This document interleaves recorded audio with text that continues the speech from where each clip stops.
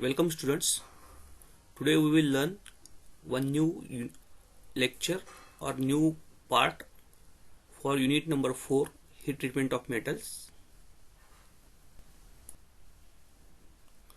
Topic is tempering. So we will learn the tempering heat treatment today. So let us start with tempering.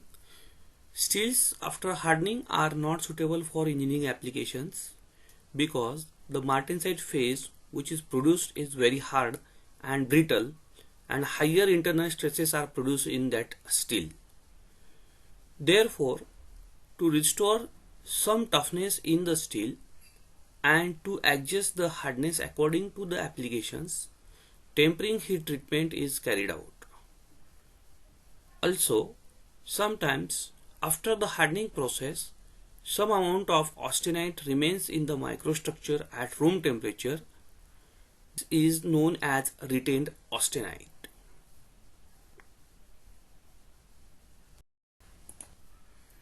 This retained austenite in the microstructure is not desirable because that reduces the overall hardness of the steel. So, for subsequent transformation of this retained austenite into other stable phase, a tempering heat treatment is very much necessary. So here we have gone through why tempering is necessary.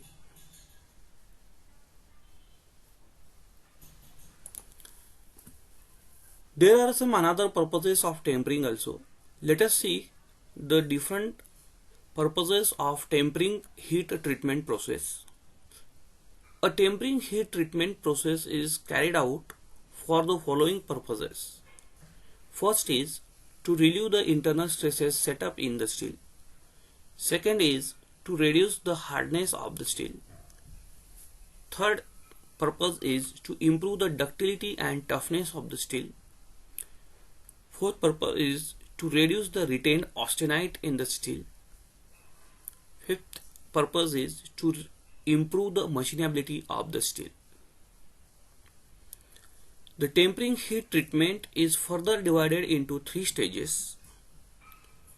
Depending upon the temperatures employed in tempering treatment, it is classified or it is divided into 3 stages as follows. First one is low temperature tempering. Second is medium temperature tempering. And third is high temperature tempering. Let us see these tempering processes one by one. First is low temperature tempering. This treatment is carried out from 100 degrees Celsius to 200 degrees Celsius temperature, where the hardened steel components are heated to predetermined temperature, soaked and then cooled to room temperature. This reduces the internal stresses which are set up there in the steel. Hardened martensite decomposes into low carbon martensite. So in this process, whatever hardened martensite which is produced there in the steel due to hardening process, that gets decomposed into low carbon martensite.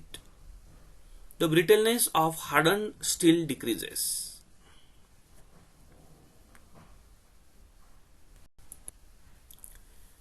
Second is medium temperature tempering.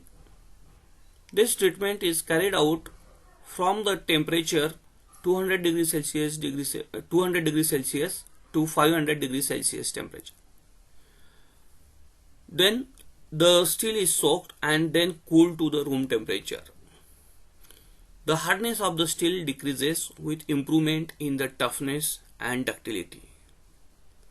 So this is medium temperature tempering. Then third is high temperature tempering. This tempering treatment is carried out from 500 degrees Celsius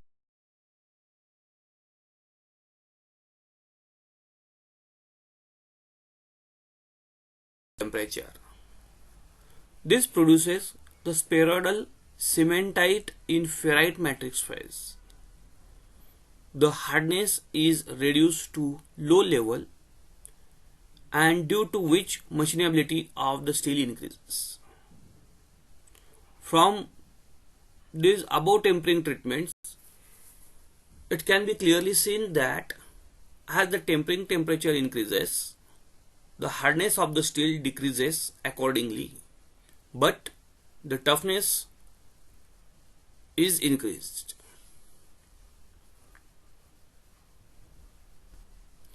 Here are the few references which I have referred. For further reading, you can refer these references also.